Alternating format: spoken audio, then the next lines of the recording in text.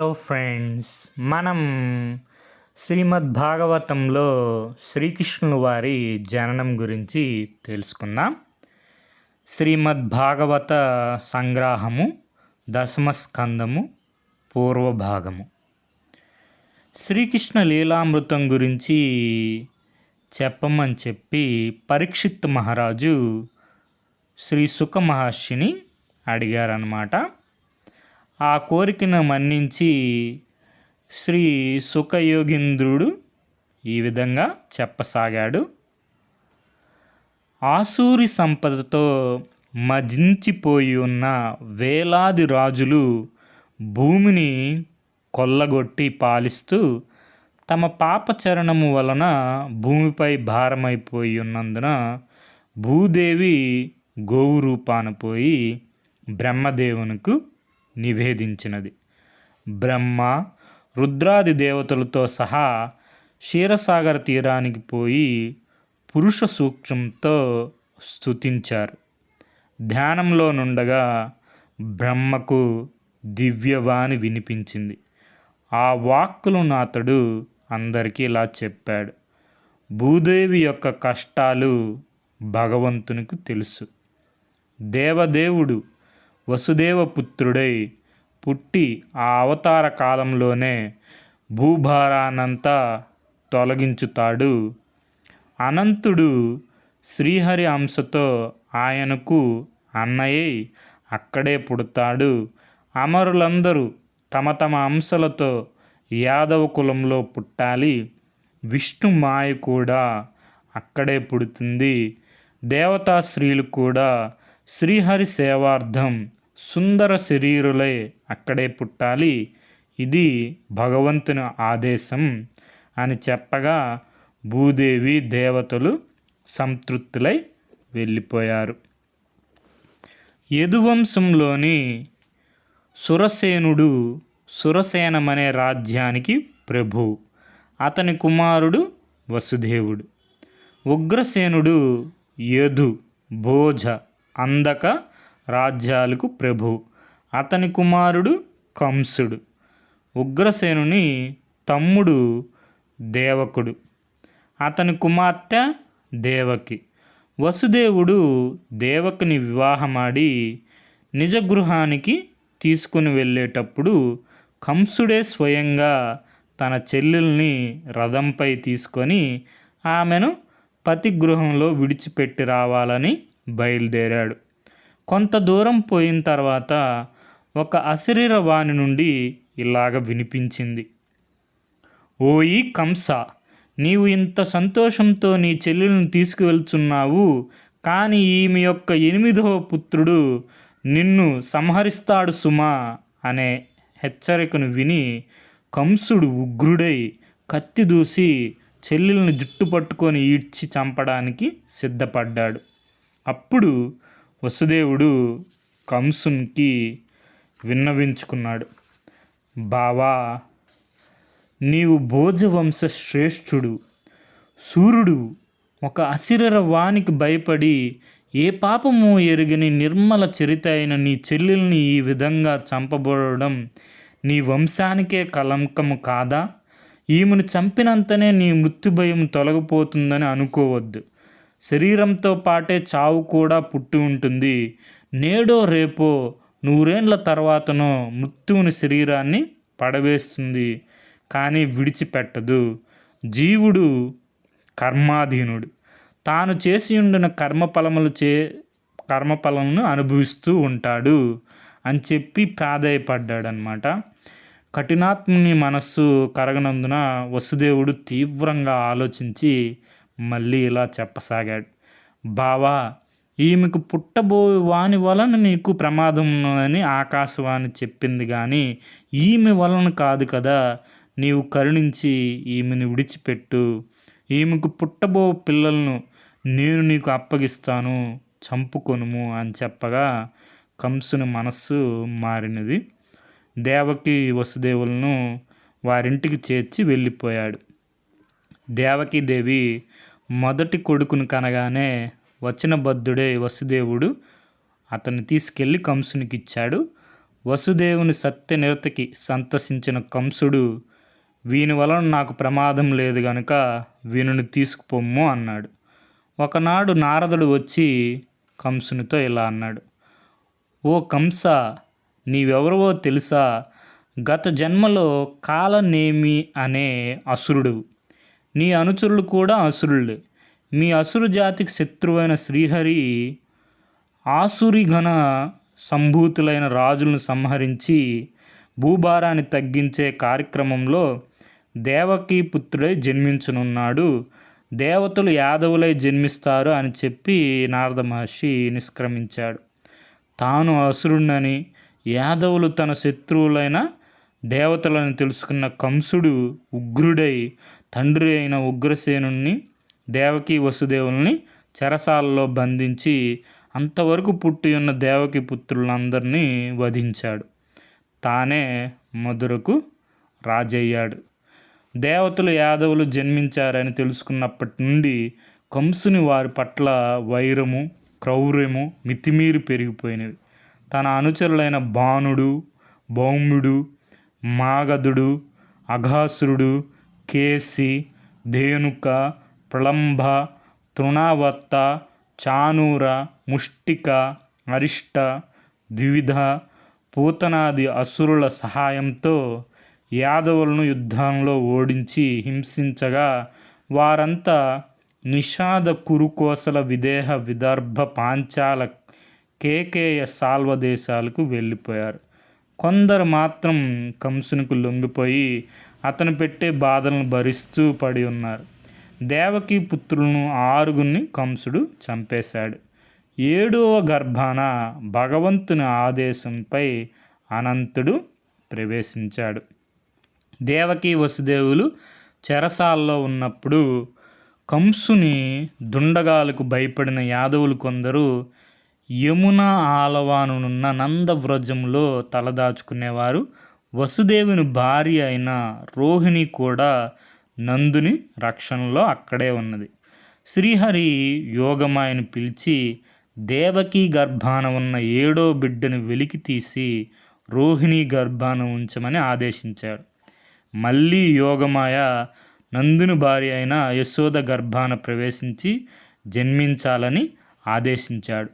దాని తరువాత యోగమాయ లోకములో ఈశ్వరిగా పూజలందుకొని సంతానం లేని వారికి సంతానం కలిగిస్తుంది. ఆమెకు ప్రజలు దేవాలయాలు నిర్మించి ఆమెను దుర్గ, భద్రకాళి, విజయ, వైష్ణవి, కుముద, చండిక, కృష్ణ, మాధవి, కన్యక, మాయ, నారాయణి, ఈశాని, శారద, అంబిక అనే 14 నామాలతో కొలుస్తారు అని శ్రీహరి చెప్పాడు. శ్రీహరి ఆదేశించిన ప్రకారమే అంతా చేయబడింది. దేవకీ గర్భం నుండి వెలికి తీయబడి రోహిణి గర్భంలో ఉంచబడడం చేత ఆ బిడ్డను సంకర్షణుడు అని పిలిచారన్నమాట. దేవకీ దేవి యొక్క 7వ గర్భం నష్టమైపోయిందని అందరూ భావించారు. రోహిణి గర్భాన జన్మించిన బిడ్డడు మిక్కిలి బలశాలిగా కనిపించడం చేత బలభద్రుడని అందరినీ ఆనందింపజేసేవాడుగా కనిపించడం చేత బలరాముడని పిలువబడ్డాడు. 8వ సంతానంగా విచ్చే సంకల్పించిన శ్రీహరి వసుదేవుని యందు ప్రవేశించాడు. వసుదేవుడు దివ్య తేజస్సుతో వెలిగిపోయాడు. దేవకీ గర్భాన ప్రవేశించిన స్వామి కంసుని చెరసాలను ఒక సూర్యమండలమా అన్నట్టు ప్రకాశింపచేశాడు. ఒకనాడు కంసుడు చెరసాలకు వచ్చి దివ్య తేజస్సుతో వెలిగిపోతున్న దేవకిని చూశాడు. ఆశ్చర్యచకితుడయ్యాడు. ఆకాశవాణి చెప్పింది నిజమే కాబోతుందని గ్రహించాడు. ఇప్పుడు ఈమె గర్భంలోనున్నవాడు నిశ్చయంగా హరియే. ఇప్పుడేం చేయాలి? చంపివేయాలి. కానీ దేవకి గర్భవతి, శ్రీవధ, అందున చెల్లెలే కదా, మహాపాపం చుట్టుకుంటుంది. చిరకాలం ఈ అపకీర్తి నా యందు నిలిచిపోతుంది. అయినా నేను ఇదివరకు ఎందరిని చంపలేదు. ఇప్పుడు ఈ సంశయాలు ఎందుకు వస్తున్నాయి? నిజంగా ఇది విష్ణుమాయే. ఈమెను చూస్తుంటే నాకు ఎందుకో ధర్మ చింతన కలుగుతున్నది. చంపవలసిన చేయి వెనకాడుతున్నది అనుకుంటూ ఆ ప్రయత్నం విరమించుకున్నాడు.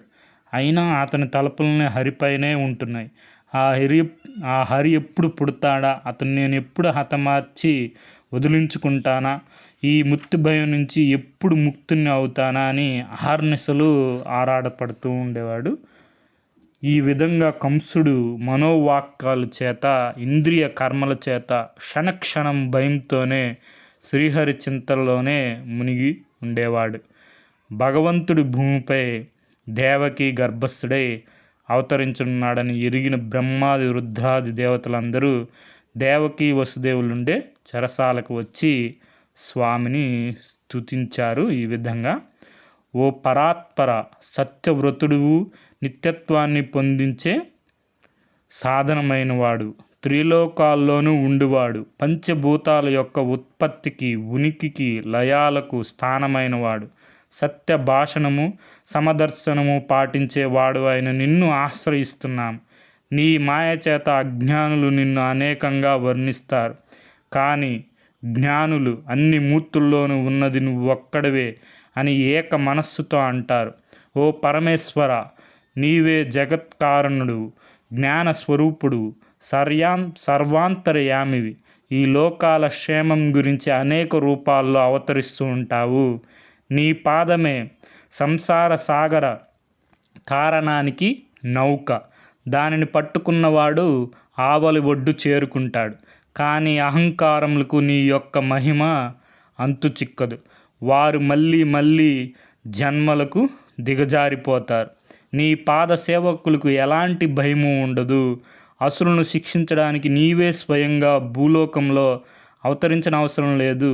ఏలనన్నా నీ సంకల్పం మాత్రం చే ఒక్క అసురులేమిటి, సమస్త బ్రహ్మాండము నశించిపోగలదు. అయినా నీవు జీవకోటి యందు అపార అనుగ్రహంతో అనేక రూపాల్లో అవతరించి వారు ఆయా రూపాలను దర్శించి ధ్యానించి తరించాలని వచ్చిన వారికి నీ దర్శన భాగ్యాన్ని కలిగించుతున్నావు. అలాగ చేయకపోతే నామరూపాలు లేని నిన్ను ఏ రూపంలో ఆరాధించాలో తెలియక లోకులు నాస్తికులైపోతారు కదా. స్వామి పరమపురుష, ప్రభో, కంసాది దుష్టుల దుండగాల నుండి సాధు సజ్జులను రక్షించడానికి సత్వరమై మాతృగర్భం నుండి వెలికిరమ్ము ముకుంద అని ప్రార్థించారు దేవతలందరూ. దేవకితో చెప్పారన్నమాట. మనకి హరిని స్తుతించి దేవకిని దీవించి బ్రహ్మాది దేవతలు నిష్క్రమించారు. జన్మయే లేని భగవంతుడు ఆవిర్భవించే సమయం ఆసన్నమైంది. గ్రహాలు తారలు అన్నీ ప్రశాంతంగా ఉన్నాయి. భూమండలమంతా మంగళకరంగా ఉంది. గాంధర్వులు గానం చేస్తుండగా, అప్సరస్సులు నాట్యం చేస్తుండగా దేవకీదేవి గర్భం నుండి దేవదేవుడు సూర్యునిలా ఉదయించి దర్శనమిచ్చాడు. అప్పుడే పుట్టిన బాలునిలాగా కనిపించిన దివ్య తేజస్సుతో, చతుర్భుజాలతో, శంఖ చక్ర గద పద్మహస్తుడై, కిరీట కుండల కౌస్తుభాలంకారాలతో, నీల మేఘఛాయతో మరిసిపోతున్న శ్రీ మహావిష్ణు దర్శనమిచ్చాడు. సంభ్రమాశ్చర్యాలతో నోట మాట రాని వసుదేవుడు, ఇతడు నా పుత్రుడా, మహావిష్ణువా అని పరికించి చూచాడు. అతడు పరమపురుషుడే అని నిశ్చయించుకొని సాష్టాంగ ప్రణామం చేశాడు. ఆ గది అంతా దివ్య తేజస్సుతో నిండిపోగా అతడు ఈ విధంగా స్తోత్రం చేశాడు. సర్వము అయి సర్వత్రా నిండియున్న నీవు జ్ఞానస్వరూపుడు, సచ్చితానందమూర్తివి. లోకంలో ప్రబలిపోతున్న అసుర ప్రవృత్తులను అంతం చేయడానికి నా కుమారునిగా పుట్టిన నీకు నా నమస్కృతులు. నీ అన్నలందరినీ క్రూరుడై వధించిన కంసుడు నీ మీద కూడా వస్తాడు. అందుచేత స్వామి, ఈ నీ రూపాన్ని అతనికి కనిపించకుండా చేయమని ప్రార్థించాడు.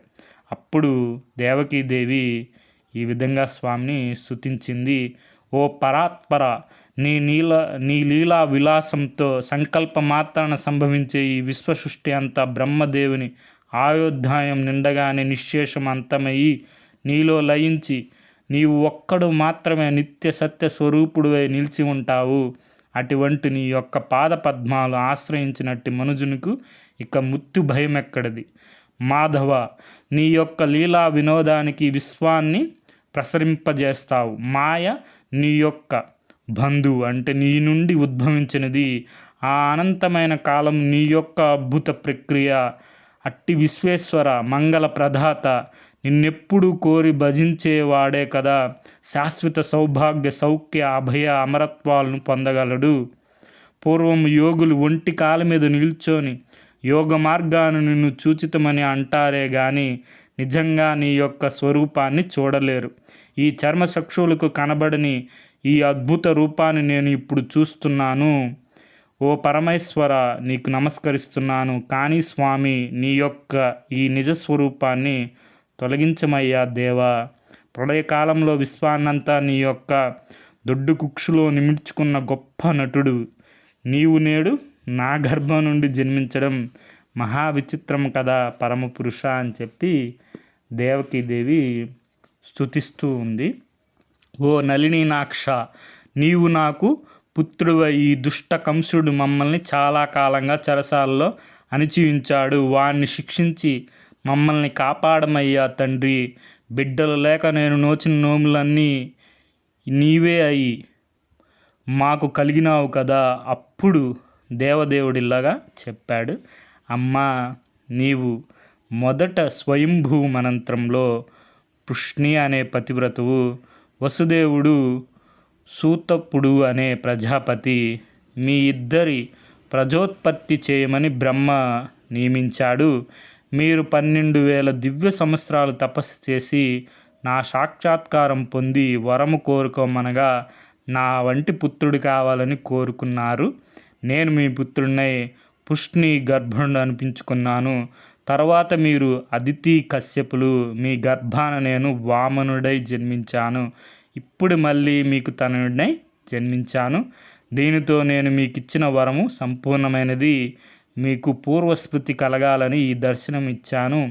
మీరు నన్ను మీ పుత్రునిగానే కాకుండా పరబ్రహ్మంగా తెలుసుకొని ధ్యానించండి. మీకు ఇదే ఆఖరి జన్మ అవుతుంది అని చెప్పి అప్పుడే పుట్టిన బిడ్డ అయిపోయాడు శ్రీ మహావిష్ణువు. భగవంతుని ఆదేశం ప్రకారం వసుదేవుడు బిడ్డను గుడ్డలో చుట్టుకొని నెత్తిన పెట్టుకొని బయలుదేరగా సంకెళ్ళు విడిపోయాయి, తలుపులు తెరుచుకున్నాయి. సైనికులు సుషుప్తులై ఉండిరి. ఉరుములు మెరుపులతో వర్షం కురుస్తుంది. శేషుడు తన పడగలే ఛత్రంగా స్వామిని తడవకుండా అనుసరిస్తున్నాడు. వరదలు కెరటాలతో ఉప్పొంగుతున్న యమున దారి ఇచ్చింది. అర్ధరాత్రులు అందరూ నిద్రిస్తుండగా వసుదేవుడు నందవ్రజం చేరి యశోద పక్కలో తన కొడుకును ఉంచి ఆమెకు పుట్టి ఉన్న బిడ్డను తీసుకుని వచ్చి కారాగారంలో ప్రవేశించి ఆ బిడ్డను దేవకి పక్కలో పెట్టి సంకెళ్ళు తగిలించుకున్నాడు. తలుపులు మూసుకున్నాయి. యోగమాయ ప్రభావం చేత యశోదకు కానీ ఇంకెవ్వరికి కానీ పుట్టినది ఆడబిడ్డ మగబిడ్డ ఏమీ తెలియలేదు. వసుదేవుడు చేసిన మార్పిడి కూడా ఎవ్వరికీ తెలియదు. వసుదేవునిచే తీసుకోబడి రాబడిన బిడ్డ దేవకి పక్కల నుండి ఏడ్చినది. భటులు లేచి వెంటనే పోయి కంసునితో చెప్పారు. కంసును దిగ్గును లేచాడు. తాను ఇంతకాలంగా బెదురు భయాలతో ఎదురు చూస్తున్న ముత్తు తన గుమ్మంలోనే ప్రవేశించినట్లు అదిరిపోయాడు. మొండి ధైర్యం తెచ్చుకున్నాడు. ముత్య రూపుడైన ఈ బిడ్డను హతమార్చి మృత్యువునే జయించాలని చెదిరిన జుట్టు, వీడిపోతున్న పంచికట్టు, తడబడుతున్న కాళ్ళు, వణికిపోతున్న చేతులు ఇవేమి పట్టించుకొనకుండా వడివడిగా పరిగెత్తుకుంటూ కారాగారం చేరుకున్నాడు. దేవకి చేతిలో ఉన్న బిడ్డను లాక్కొనపోయాడు. దేవకీదేవి భయంతో వణికిపోతూ దీనంగా చాలా విధంగా పలు విధాలుగా ప్రాధేయపడి వేడుకున్నా కానీ కరుణించిన వాడైన దేవకి చేతి నుండి బిడ్డను దురుసుగా లాక్కొని కర్కశమైన తన ఇనుప పిడికిలతో పైకెత్తి తన శక్తినంతా వినియోగించి నేలకు విసురుకొట్టాడు. ఆ బిడ్డ దివ్య తేజస్సుతో వెలిగిపోతూ నేల పడకుండా పైకి వెళ్ళింది. 8 చేతులతో ఆయుధ పాని దివ్య మంగళ రూపుల దారి అయిన ఆ యోగ మాయాదేవి ఇలా అన్నది, ఓరి దుర్మతి, దేవకి బిడ్డలందరినీ చంపి నన్ను రాతిపై కొట్టాలని ప్రయత్నించావు. కానీ నిన్ను చంపేవాడు నాతోనే జన్మించి వేరొక చోట పెరుగుతున్నాడు సుమా అని చెప్పి అదృశ్యమైపోయింది. ఇది మనకి శ్రీకృష్ణుల వారి జనన వృత్తాంతం. మనకి మూలము శ్రీమద్భాగవత సంగ్రహము, 10వ స్కందము, పూర్వ భాగము. Okay friends, thank you for watching.